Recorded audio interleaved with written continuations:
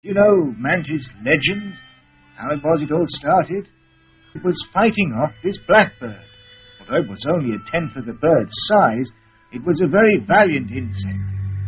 And that's why the technique needs a brave man and a strong one who isn't afraid of odds. Bobby Digital is a monster that I lovingly refer to as, well, Bobby Digital, but everyone else refers to it as Mantis. And the funny thing about Mantis is that it's not actually an Elder Dragon. A lot of people first initially assumed it was an Elder Dragon, but learning afterwards that it was not. It was just honestly just an insect, a mantis, if you will. And the cool thing about mantisae, or mantises, if you will, is that they are very, very interesting animals. In and of themselves, just the standard mantis is very, very interesting. This monster is also quite interesting because it takes what we know from mantises and then also throws its own Monster Hunter spin onto it. However, nevertheless, this is the final monster in the game of Monster Hunter Generations Ultimate, and truth be told, it's a bit of a doozy. Quite strong to say the least, and mostly is due in part to it being a mantis. Mantis style isn't easy to learn. A mantis is small but powerful. With its arms, it can lift up many times its own weight. After first being teased, a lot of people thought that this monster itself was actually the Equal Dragon weapon. Now, if you don't know what the Equal Dragon weapon is, it's actually a bit of Monster Hunter lore. The Equal Dragon weapon was a man-made dragon that we used. Well, I'm going to say we because I am a man and I am human. That we used in fighting other dragons, like the actual dragons we know and love today in Monster Hunter.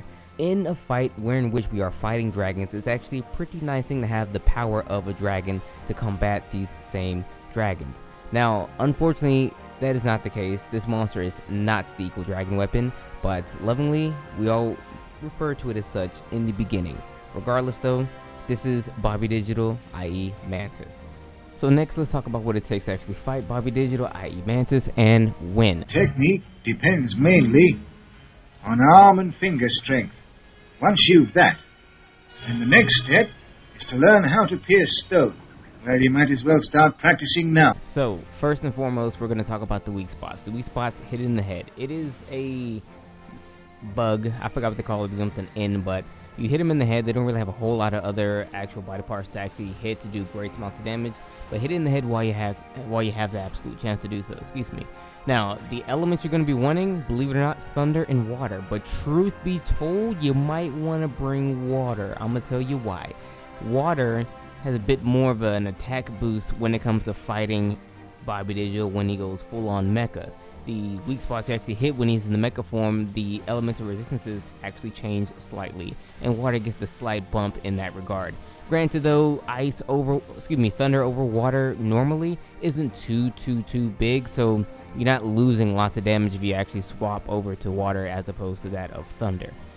Okay, all that madness out of the way, let's talk about the most important thing there is to know about this monster. First, let me say this, the fight isn't tough, guys. The fight is not tough. It's not. You go in there, you beat his face in, you beat his face on the ground, he turns to a giant robot, you beat his face as Voltron, then he comes back on the ground, you beat him as a little mantis, and then, like, that's the game. It's not very difficult. Go in there with 4 people, it's not really tough. I know you guys were like, yo, Dad's supposed to teach how to do it. Yo, I cannot pretend. Okay, I was pretending in the first 4 minutes of this video. I'm not gonna delete it because I kind of like the first 3 minutes of the video, but I don't have any real enthusiasm about this monster. This fight is this is probably my most boring monster to fight. I don't hate this monster and I don't like this monster. It's not gonna make it on any of my love or hate lists. It's just that I can't. I don't know what it is. Like when I first fought the monster, it was amazing. I was like, wow, but then after that, I was like, oh, okay. Like, I don't even want to fight this monster anymore. But I will say this, though, guys. Make its gear. Its gear is 1 billion% legendary. It's going to go down as probably one of the best armor sets of all time, simply because of its actual skills that's on the armor. On top of the armor, we'll talk about that in a hot second. Let's talk about the weapons first, though. Its weapons, should you get them? Literally just yes, okay? Get them. They're honestly the best weapons in the game. Yeah, I said it, the best weapons in the game. No one's going to argue this point with you, okay?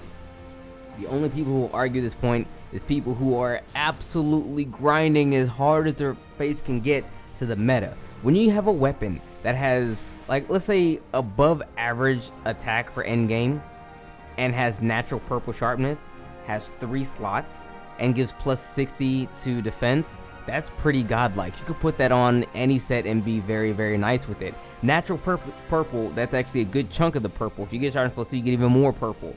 So for the most part, its weapons are honestly some of the best, period. They don't have an element, but they give incredible stats, okay? Now let's talk about the armor, because that's honestly the one thing that people should really take away from this. If you don't take any of the weapons, you should take its armor, at least early G rank, up until you can actually devise an armor set of your own accord that was probably going to be better than this, but early on, this is going to be the slapper. So its armor only gives you 2 skills, and these 2 skills are Secret Arts and then 8 points into Talzin Boosts. Now we're going to get to it in a hot second. So Secret Arts works like this. It is a skill that gives whatever skills that's actually in the armor. So if you were to gem in, rather, if you were to put, let's say guard, let's say you were to put 8 points into guard, okay, in the armor, like just put gemming in there. Gemming 2 for 3, which makes 6, and then another single one that gives like 1 or whatever, okay, it doesn't matter. You put in X amount of points, the X amount of points being 8, because most skills activate after 10. This skill gives you those other 2 points for free, basically cutting the need to get the full 10 down by 2 points. So instead of getting 15 points, you would only put in 13, and the set itself, the armor skill itself, Secret Arts itself, will give you the additional 2 points. Okay, do you see how this is godlike? It makes mixed sets or even adding particular joints way easier. Now for the other skill, the Talisman Boost. See, here's the funny thing about Talisman Boost. It gives you 8 points in the Talisman Boost, but the thing is, due to the previous skill, Secret Arts, you get the additional 2 points to give it the full-on slap. I think the reason why they did this is because it's a particular skill that you can't actually make a decoration of or something like that. That's what I'm guessing anyway. Or maybe they just use this skill to only give you 8 points in the skill to flex and show you that, yo, look what this skill can do, the Secret Art skill. Anyway, Talisman Boost, it gives you double points to whatever is in your talisman. So let's say you have a fast charge 5 talisman 3 slots, and let's say in those 3 slots you put, I don't know, Constitution, okay? And let's say out of those 3 you have 6 Constitution. Well, with Talisman Boost, you now have full-on fast charge because it doubles at 5, makes it 10, and it doubles at 6, making it 12. So you now have fast charge and Constitution +1 on top of whatever you already had before. So this armor set is actually very, very good for when you're trying to just kind of make your own set 100% godlike by just putting in decorations and things like that. But that's the armor. It's pretty sick. I recommend you guys pick it up if you're fresh to G rank and you really want to, well, not fresh, but you're fresh to the end game and you really want to try and like do your own thing and like experiment and come up with a really dope set, because eventually you will come across some really dope talismans and whatever and whatnot, and you might actually see, hey, it's more beneficial to me if I actually make a full-on mix set as opposed to messing around with the Bobby Digital joint. But regardless, this is Bobby Digital in a nutshell. If you guys want to know more about Bobby Digital, I probably will link you guys a video with my other video about Bobby Digital here. But other than that, I'm so tired of looking at this monster, and I'll see y'all later.